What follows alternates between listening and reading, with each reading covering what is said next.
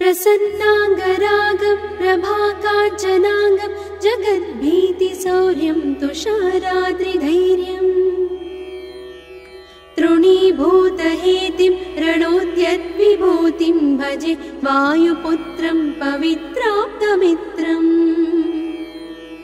भजे पावनं भावनानित्यवासम् भजे बालभानुं प्रभाचारुभासम् भजे चन्द्रिकाकुन्दमन्दारहासम् भजे सन्ततं रामभूपालदासम् भजे लक्ष्मणप्राणरक्षातिदक्षं भजे तोषितानेकगीर्वाणपक्षम् भजे घोरसङ्ग्रामसीमाहताक्षं भजे रामनामातिसम्प्राप्तरक्षम् कृताभीलनादं क्षितिक्षिप्तपादम् घनक्रान्तभृङ्गं कटिस्थोरुजङ्घम् वियद्व्याप्तकेशं भुजाश्लेषितास्मम् जयश्री समेतं भजे रामदूतम् चलद्वालघातं भ्रमच्चक्रवालं कठोराट्टहासं प्रभिन्नाब्जजाण्डम् महासिंहनादाद्विशीर्णत्रिलोकं भजे आञ्जनेयं प्रभुं वज्रकायम् रणे भीषणे मेघनादे सनादे सरोषे समारोपिते मित्रमुख्ये खगानां घनानां सुराणां च मार्गे नतं तं वहं तं हनुमन्तमीडे कनद्रत्नजम्भारिदम्भोळिधारं कनद्दन्तनिर्धूतकालोग्रदन्तम् पदाघातभीताब्धिभूताधिवासं रणक्षोणिदक्षं भजे पिङ्गळाक्षम् महाग्राहपीडा महोत्पातपीडा महारोगपीडा महातीव्रपीडा हरत्यासुते पादपद्मानुरक्तो नमस्ते कपिश्रेष्ठ रामप्रियो यः सुधा सिन्धुमुल्लङ्घ्य नाथोग्रदीप्तः सुधा चौषधीस्ता प्रगुप्तप्रभावः क्षणद्रोणशैलस्य सारेण सेतुं विना भू स्वयं कः समर्थः कपीन्द्रः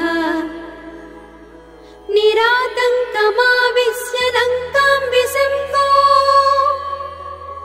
भवानेव सीतातिशोकापहारी समुद्रान्तरङ्गादिरौद्रं विनिद्रम् विलङ्घ्योरुजङ्घस्तुता मर्त्यसङ्घः रमानाथ रामः क्षमानाथ रामः अशोकेन शोकं विहाय प्रहर्षम् वनान्तर्घनं जीवनं दानवानं विपाट्य प्रहर्षात् हनूमान् त्वमेव जराभारतो भूरिपीडां शरीरे निराधारणारूढगाढप्रतापे भवत्पादभक्तिं भवद्भक्तिरक्तिम् कुरु श्रीहनुमत्प्रभो मे दयाळो महायोगिनो ब्रह्मरुद्रादयो वा न जानन्ति तत्त्वं निजं राघवस्य कथं ज्ञायते मातृसे नित्यमेव प्रसीद प्रभो वानरेन्द्रो नमस्ते नमस्ते महासत्त्ववाहाय तुभ्यम् नमस्ते महावज्रदेहाय तुभ्यम् नमस्ते परिभूतसूर्याय तुभ्यम्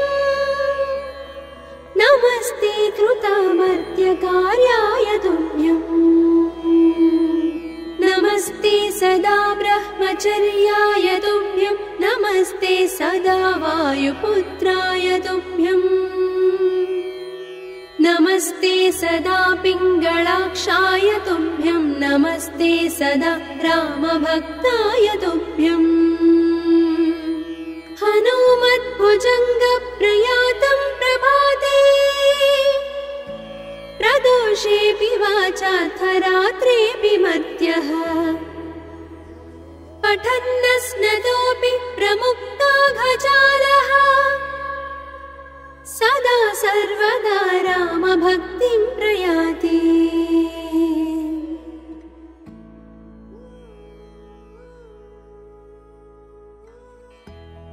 प्रसन्नाङ्गरागं प्रभाकाञ्चनाङ्गं जगद्भीतिशौर्यं तुषाराद्रिधैर्यम्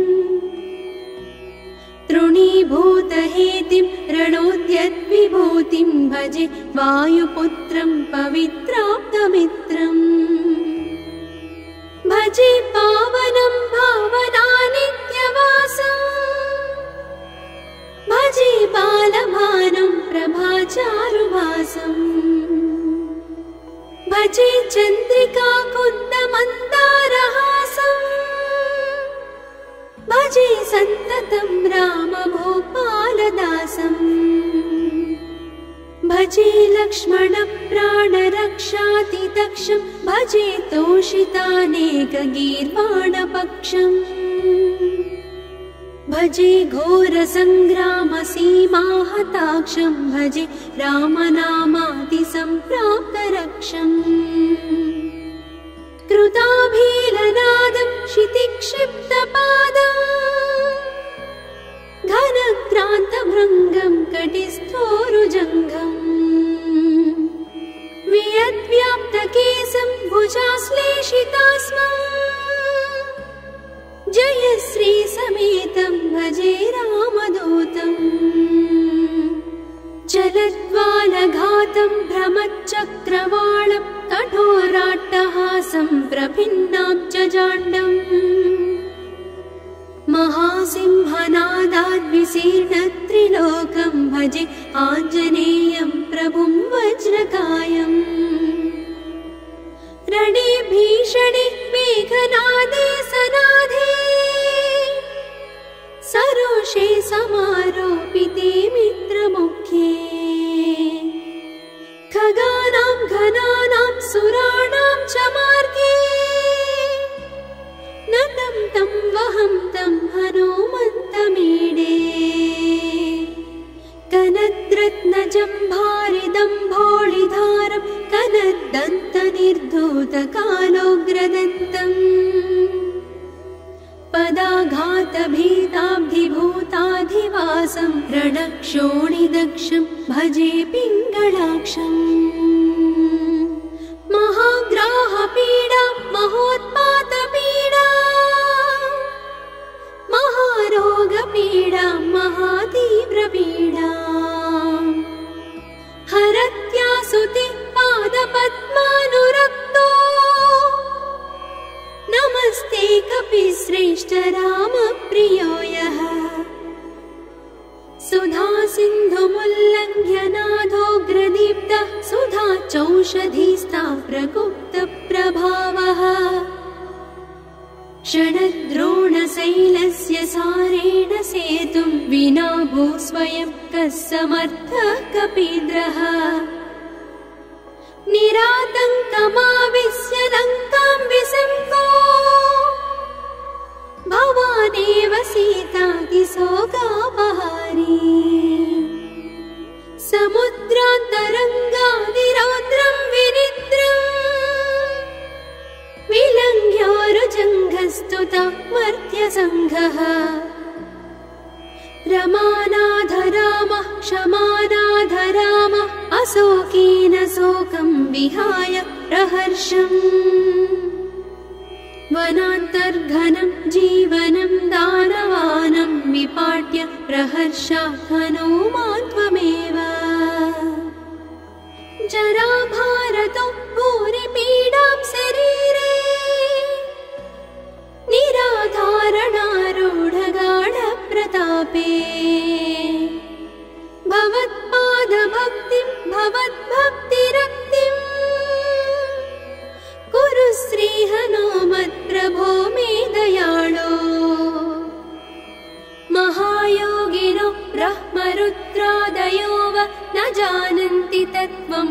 निजं राघवस्य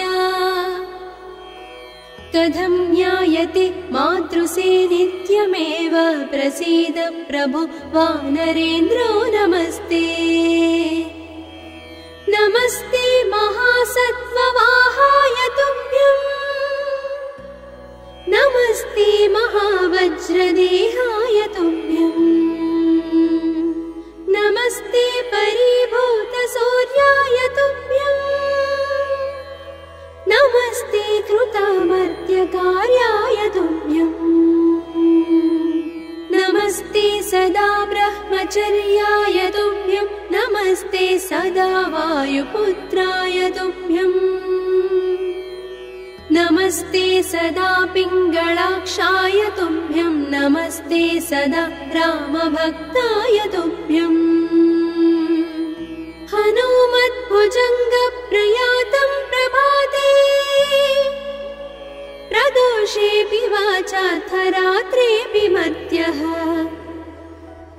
पठन्नस्नतोऽपि प्रमुक्ताघजालः सदा सर्वदा रामभक्तिं प्रयाति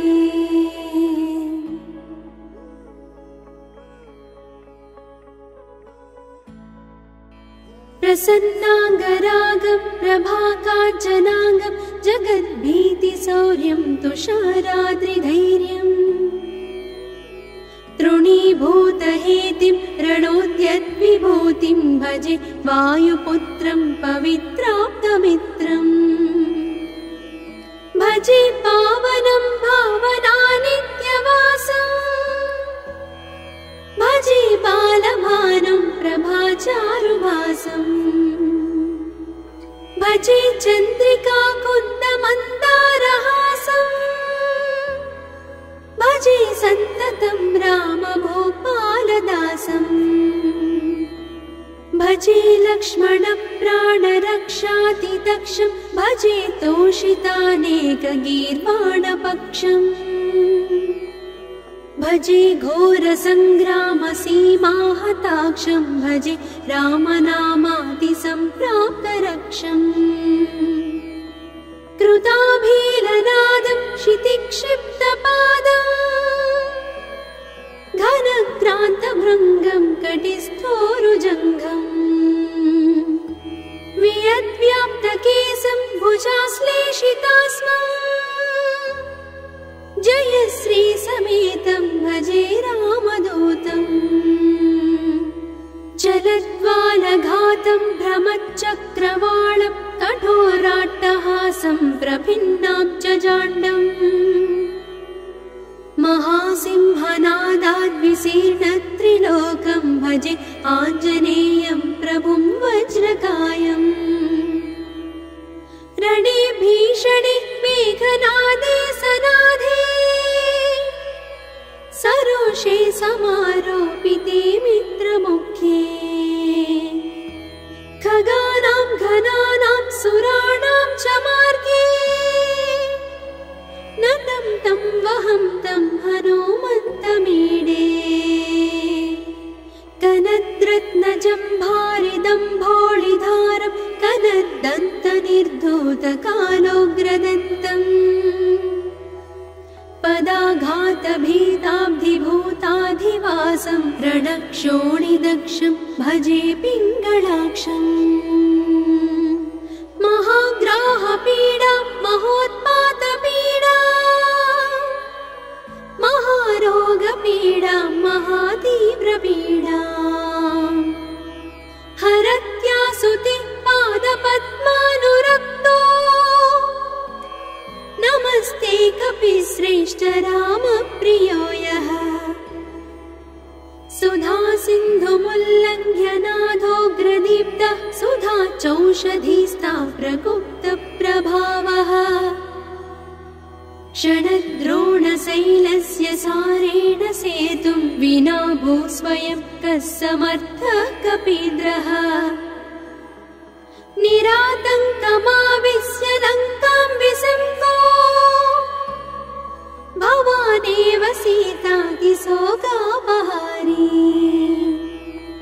समुद्रान्तरङ्गादिरौद्रं विनिद्रम् प्रस्तुता मर्त्यसङ्घः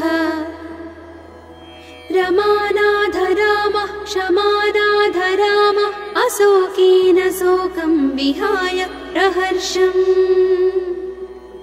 वनान्तर्घनं जीवनं दानवानं विपाट्य प्रहर्षात् हनूमान् त्वमेव जराभारतो भूरिपीडां शरीरे निराधारणारूढगाढप्रतापे भवत्पादभक्तिं भवद्भक्तिरक्तिं कुरु श्रीहनुमत्प्रभो मे दयाळो महायोगिनो ब्रह्मरुद्रादयो वा न जानन्ति तत्त्वं निजं राघवस्य कथं ज्ञायते मातृसे नित्यमेव प्रसीद प्रभो वानरेन्द्रो नमस्ते नमस्ते महासत्त्ववाहाय तुभ्यं नमस्ते महावज्रदेहाय तुभ्यं नमस्ते परिभूतसूर्याय तुभ्यं नमस्ते कृतामर्त्यकार्याय तुभ्यं नमस्ते सदा ब्रह्मचर्याय तुभ्यं नमस्ते सदा वायुपुत्राय तुभ्यं नमस्ते सदा पिङ्गळाक्षाय तुभ्यं नमस्ते सदा रामभक्ताय तुभ्यं हनुमद्भुजङ्गप्रयातं प्रभाते प्रदोषेऽपि वाचार्थरात्रेऽपि मर्त्यः पठन्नस्नतोऽपि प्रमुक्ताघजालः सदा सर्वदा रामभक्तिं प्रयाति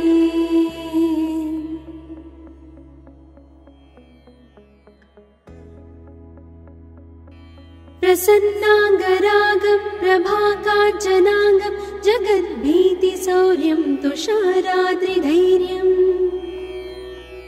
तृणीभूतहेतिं रणोद्यद्विभूतिं भजे वायुपुत्रं पवित्राप्तमित्रम् भजे पावनं भावनानित्यवासम् भजे बालभानुं प्रभाचारुभासम् भजे चन्द्रिकाकुन्दमन्दारहासम् भजे सन्ततं रामभूपालदासम्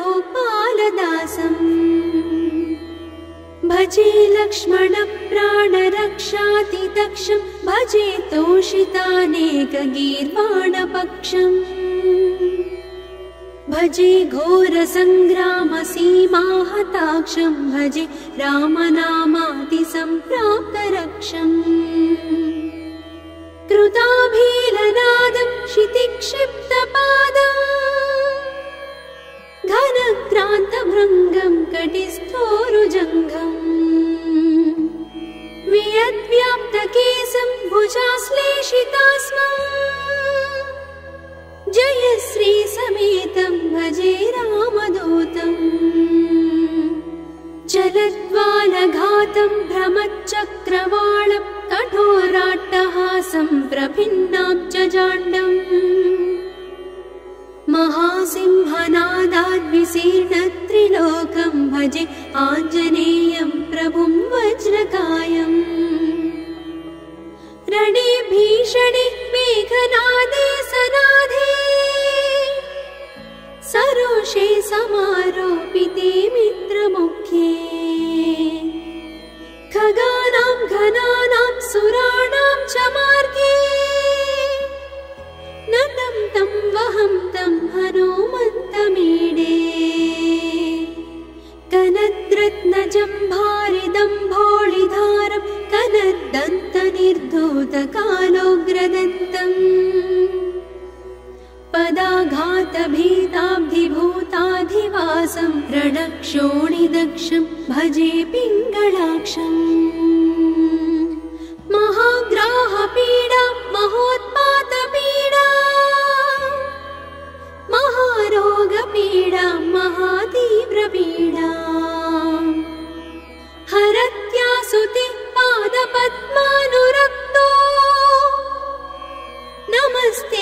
श्रेष्ठ रामप्रियो यः सुधा सिन्धुमुल्लङ्घ्य नादोग्रदीप्तः सुधा चौषधीस्ता प्रगुप्तप्रभावः षडद्रोणशैलस्य सारेण सेतुं विना भू स्वयं कः समर्थः कपीन्द्रः निरातङ्कमाविश्य लङ्कां विसङ्गो भवानेव सीतातिशोकापहारी समुद्रान्तरङ्गादिरौद्रं विनिद्रम् विलङ्घ्योरुजङ्घस्तुता मर्त्यसङ्घः रमानाधरामः क्षमानाधरामः अशोकेन शोकं विहाय प्रहर्षम्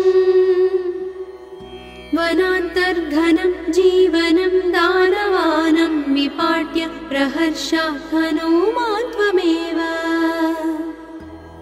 जराभारतो भूरिपीडां शरीरे निराधारणारूढगाढप्रतापे भवत्पादभक्तिं भवद्भक्तिरक्तिम् कुरु श्रीहनुमत्प्रभो मे दयाळो महायोगिनो ब्रह्मरुद्रादयो वा न जानन्ति तत्त्वं निजं राघवस्य कथं ज्ञायते मातृसे नित्यमेव प्रसीद प्रभो वानरेन्द्रो नमस्ते नमस्ते महासत्त्ववाहाय तुभ्यम् नमस्ते महावज्रदेहाय तुभ्यम् नमस्ते परिभूतसूर्याय तुभ्यम् नमस्ते कृतामर्त्यकार्याय तुभ्यम् नमस्ते सदा ब्रह्मचर्याय तुभ्यम् नमस्ते सदा वायुपुत्राय तुभ्यम् नमस्ते सदा पिङ्गळाक्षाय तुभ्यम् नमस्ते सदा रामभक्ताय तुभ्यम् हनुमद्भुजङ्गप्रयातं प्रभाते प्रदोषेऽपि वाचार्थरात्रेऽपि मर्त्यः पठन्नस्नतोऽपि प्रमुक्ताघजालः सदा सर्वदा रामभक्तिं प्रयाति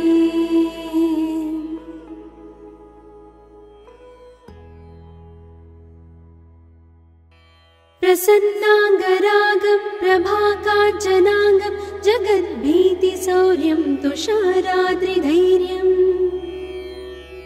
तृणीभूतहेतिं रणोद्यद्विभूतिं भजे वायुपुत्रं पवित्राप्तमित्रम्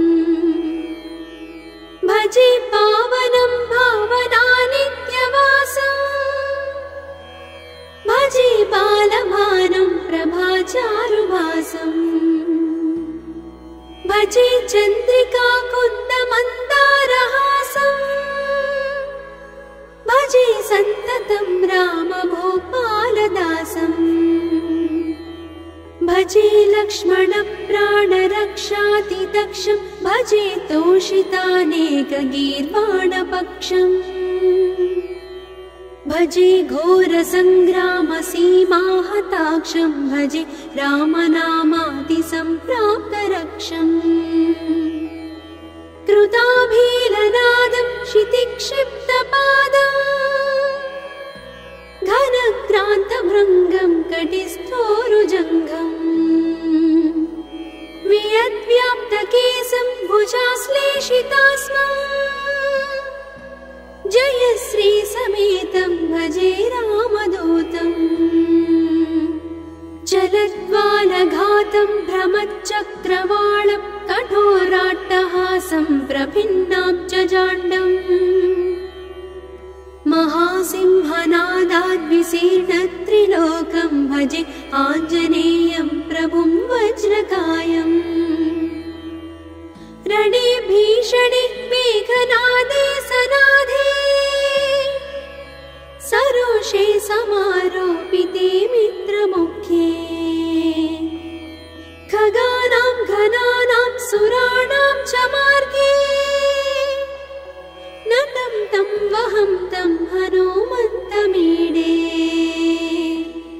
कनद्रत्नजम्भारिदम्भोळिधारं कनद्दन्तनिर्धूतकालोग्रदन्तम् पदाघातभीताब्धिभूताधिवासं रणक्षोणिदक्षं भजे पिङ्गळाक्षम् महाग्राहपीडा महोत्पातपीडा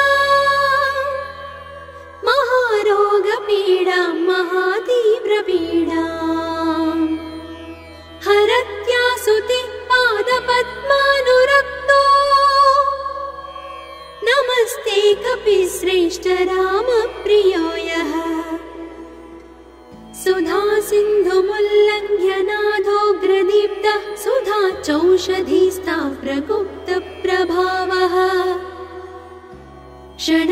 षडद्रोणशैलस्य सारेण सेतुं विना भूस्वयं कः समर्थः कपीन्द्रः निरातङ्कमाविश्य लङ्कां विसङ्गो भवानेव सीतातिशोकापहारी समुद्रान्तरङ्गादिरौद्रं विनिद्रम् विलङ्घ्योरुजङ्घस्तुता मर्त्यसङ्घः रमानाथ रामः क्षमानाथ रामः अशोकेन शोकं विहाय प्रहर्षम्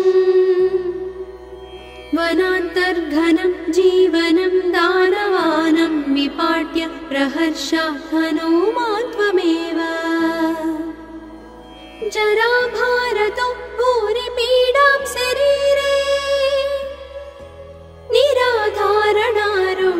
निराधारणारूढगाढप्रतापे भवत्पादभक्तिं भवद्भक्तिरक्तिम् कुरु श्रीहनुमत्प्रभो मे दयाळो महायोगिनो ब्रह्मरुद्रादयो वा न जानन्ति तत्त्वं निजं राघवस्य कथं ज्ञायते मातृसे नित्यमेव प्रसीद प्रभो वानरेन्द्रो नमस्ते नमस्ते महासत्त्ववाहाय तुभ्यम् नमस्ते महावज्रदेहाय तुभ्यम् नमस्ते परिभूतसूर्याय तुभ्यम् नमस्ते कृतामर्त्यकार्याय तुभ्यम् नमस्ते सदा ब्रह्मचर्याय तुभ्यं नमस्ते सदा वायुपुत्राय तुभ्यम् नमस्ते सदा पिङ्गळाक्षाय तुभ्यं नमस्ते सदा रामभक्ताय तुभ्यम् हनुमद्भुजङ्गप्रयातं प्रभाते प्रदोषेऽपि वाचार्थरात्रेऽपि मर्त्यः पठन्नस्नतोऽपि प्रमुक्ताघजालः सदा सर्वदा रामभक्तिं प्रयाति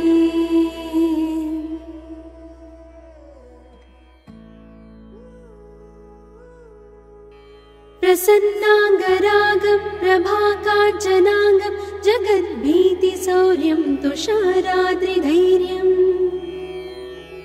तृणीभूतहेतिं रणोद्यद्विभूतिं भजे वायुपुत्रं पवित्राप्तमित्रम् भजे पावनं भावनानित्यवासम् भजे बालभानुं प्रभाचारुभासम् भजे चन्द्रिकाकुन्दमन्दारहासम् भजे सन्ततं रामभूपालदासम् भजे लक्ष्मणप्राणरक्षातिदक्षं भजे तोषितानेकगीर्वाणपक्षम् भजे घोरसङ्ग्रामसीमाहताक्षं भजे रामनामातिसम्प्राप्तरक्षम् कृताभीलनादं क्षितिक्षिप्तपादम् घनक्रान्तभृङ्गं कटिस्थोरुजङ्घम् वियद्व्याप्तकेशं भुजाश्लेषितास्मम्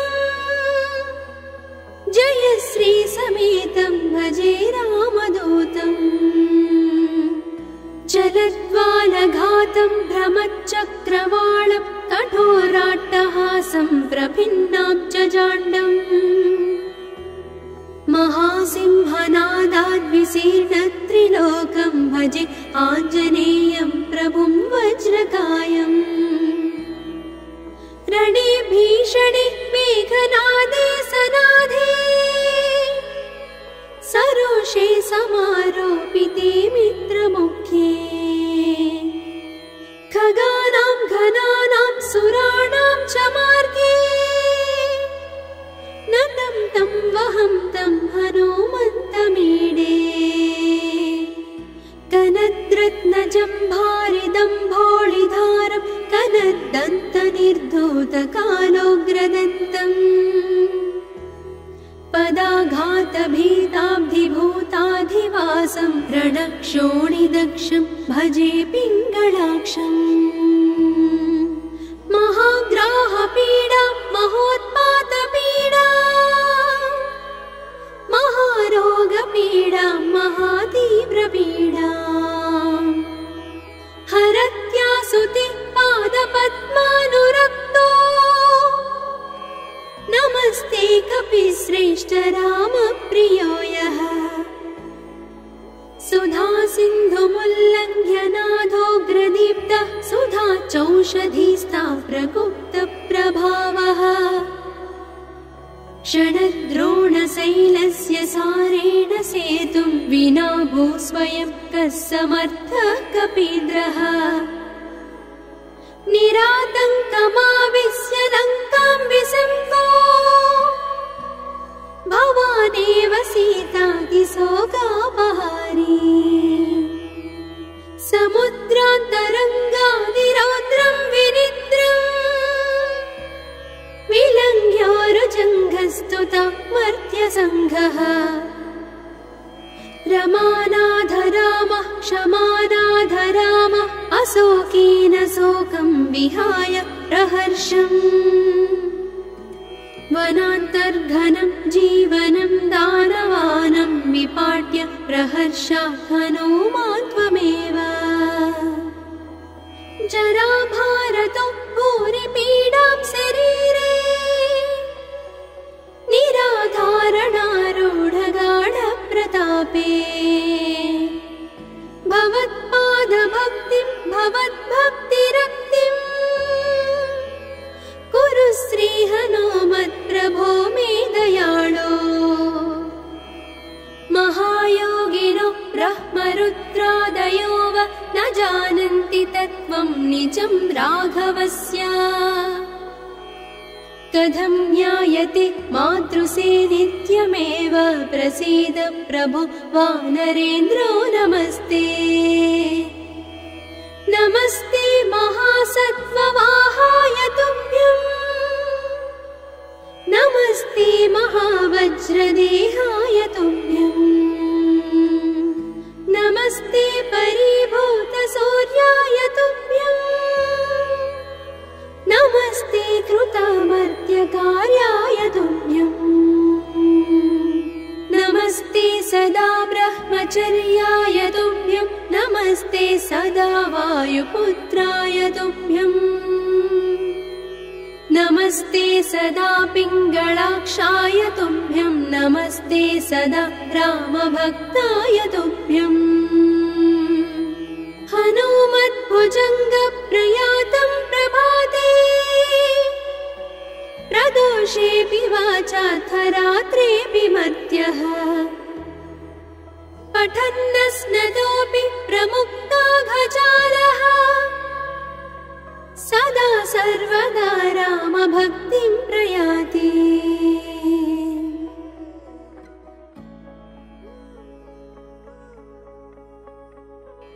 प्रसन्नाङ्गरागं प्रभाकाञ्चनाङ्गं जगद्भीतिशौर्यं तुषाराद्रिधैर्यम् तृणीभूतहेतिं रणोद्यद्विभूतिं भजे वायुपुत्रं पवित्राप्तमित्रम् भजे पावनं भावनानित्यवासम् भजे बालभानुं प्रभाचारुभासम् भजे चन्द्रिकाकुन्दमन्दारहासम् भजे सन्ततं रामभूपालदासम् भजे लक्ष्मणप्राणरक्षातिदक्षं भजे तोषितानेकगीर्वाणपक्षम् भजे घोरसङ्ग्रामसीमाहताक्षं भजे रामनामातिसम्प्राप्तरक्षम् कृताभीलनादं क्षितिक्षिप्तपादम् घनक्रान्तभृङ्गं कटिस्थोरुजङ्घम् वियद्व्याप्तकेशं भुजाश्लेषितास्मम् जयश्री समेतं भजे रामदूतम् चलद्वालघातं भ्रमच्चक्रवालं कठोराट्टहासं प्रभिन्नाब्जजाण्डम् महासिंहनादाद्विशीर्णत्रिलोकं भजे आञ्जनेयं प्रभुं वज्रकायम् रणे भीषणे मेघनादे सनाधे सरोषे समारोपिते मित्रमुख्ये खगानां घनानां सुराणां च मार्गे नतं तं वहं तं हनुमन्तमीडे कनद्रत्नजम्भारिदम्भोळिधारं कनद्दन्तनिर्धूतकालोग्रदन्तम् पदाघातभीताब्धिभूताधिवासं रणक्षोणिदक्षं भजे पिङ्गळाक्षम् महाग्राहपीडा महोत्पातपीडा महारोगपीडा महातीव्रपीडा हरत्यासुते पादपद्मानुरक्तो नमस्ते कपिश्रेष्ठ रामप्रियो यः सुधा सिन्धुमुल्लङ्घ्य नाथोग्रदीप्तः सुधा चौषधीस्ता प्रगुप्तप्रभावः षडद्रोणशैलस्य सारेण सेतुं विना भूस्वयं कः समर्थः कपीन्द्रः निरातङ्कमाविश्य लङ्कां विसङ्गो भवानेव सीतातिशोकापहारी समुद्रान्तरङ्गादिरौद्रं विनिद्रम् विलङ्घ्योरुजङ्घस्तुता मर्त्यसङ्घः रमानाथ रामः क्षमानाथ रामः अशोकेन शोकं विहाय प्रहर्षम् वनान्तर्घनं जीवनं दानवानं विपाट्य प्रहर्षात् हनूमान् त्वमेव जराभारतो भूरिपीडां शरीरे निराधारणारूढगाढप्रतापे भवत्पादभक्तिं भवद्भक्तिरक्तिम् कुरु श्रीहनुमत्प्रभो मे दयाळो महायोगिनो ब्रह्मरुद्रादयो वा न जानन्ति तत्त्वं निजं राघवस्य कथं ज्ञायते मातृसे नित्यमेव प्रसीद प्रभो वानरेन्द्रो नमस्ते नमस्ते महासत्त्ववाहाय तुभ्यम् नमस्ते महावज्रदेहाय तुभ्यम् नमस्ते परिभूतसूर्याय तुभ्यम्